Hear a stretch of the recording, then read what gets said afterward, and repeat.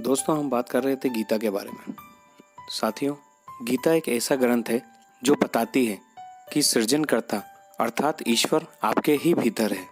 उसे बाहर मत खोजिए, बस थोड़ी देर आंखें बंद करके भगवान को अपने भीतर ही खोजिए।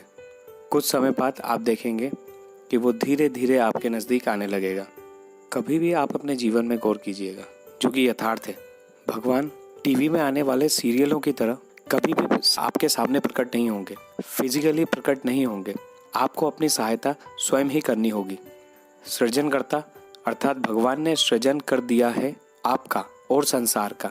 अब आपको ही अपना जीवन बनाना है, क्योंकि जीवन बनाना तथा बिगाड़ना हमारे ही हाथों में होता है।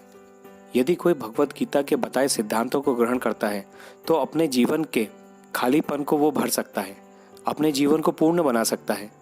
जिस प्रकार आप शरीर की गंदगी को नहाकर हटाते हैं तथा स्फूर्तिवान बनते हैं, उसी प्रकार भगवत गीता को भी लगातार पढ़ने से आपका मन मस्तिष्क स्फूर्तिवान तथा निर्मल बनते हैं। प्रत्येक व्यक्ति इस भौतिक शरीर रूपी रथ पर आरूढ़ है और बुद्धि इसका सारथी है, मन लगाम है तथा इंद्रियां घोड़े हैं। इस प्रकार मन तथा इंद्रियों की संगति से व्यक्ति सुख या दुख को महसूस करता है।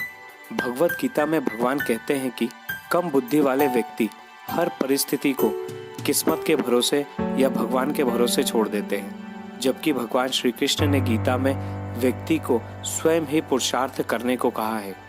आज का मनुष्य अपनी आदतों का, उसकी हैबिट्स का गुलाम है। ये आदतें ही उसका जीवन बनाती हैं तथा बिगाड़ती हैं।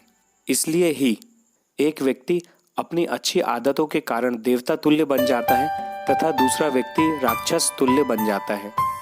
एक सिद्ध योगी अपने शरीर को त्यागने का समय तथा स्थान का स्वयं निर्धारण करने में सक्षम होता है, किंतु एक सामान्य व्यक्ति ऐसा नहीं कर सकता।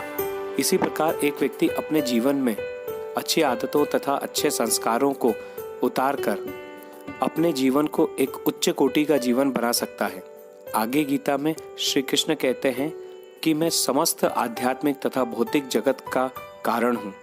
प्रत्येक वस्तु मुझ में से ही उत्पन्न होती है। हम सब श्री कृष्ण की, जो कि परमेश्वर हैं, उसी परम शक्ति के एक अंश हैं। हम भी उसी ऊर्जा के संगठन से बने हैं, जिससे कि पूरा ब्रह्मांड बना है। इसलिए ही हमारे शरीर को पंच तत्वों से बना कहा जाता है। यही पंच तत्व भी ब्रह्मांड में फैले हैं। इसी परम ऊर्जा जिसने हम सबको बनाया है, भगवान इसी की ओर संकेत कर रहे हैं। आगे के श्लोक में गीता में ये लिखा हुआ है, मृत्यु के समय जीव द्वारा विकसित की गई चेतना उसे दूसरे शरीर में ले जाती है। यदि जीव में अपनी चेतना पशु जैसी बना रखी है तो उसे पशु का शरीर प्राप्त होना निश्चित है। भगवत गीता भगवान के मुख से निकली है, अतएव किसी अन्य वैदिक साहित्य को पढ़ने की कोई आवश्यकता नहीं होती। वर्तमान समय में लोग सांसारिक कार्यों में इतने व्यस्त हैं कि उनके लिए समस्त वैदिक साहित्य पढ़ना संभव नहीं है। इसलिए केवल भगवत गीता ही पर्याप्त है। यदि आप सनातन धर्म में से हैं तो आपको अपने जीवन में गीता का अध्ययन अवश्य करना चाहिए। श्रोतागण, ये तो मैंने भगवत गीता को समग्र रूप से समझाया। आगे मैं इसे 1 से लेकर 18वें अध्याय तक एक एक करके ऑडियो बनाऊंगा। आप इसे अवश्य सुने तथा अपने जीवन में उतारें, आपको बहुत फायदा होगा। आगे आने वाले अध्याय थोड़े लंबे हो सकते हैं, इसलिए इसे आप या तो अपने सोने के पूर्व सुन सकते हैं अथवा सुबह आपकी नींद खुलने के बाद जो थोड़ा सा समय आपके पास होता है उसमें आप सुने तो अति उत्तम होगा, क्योंकि सुबह के समय आपका दिमाग अपनी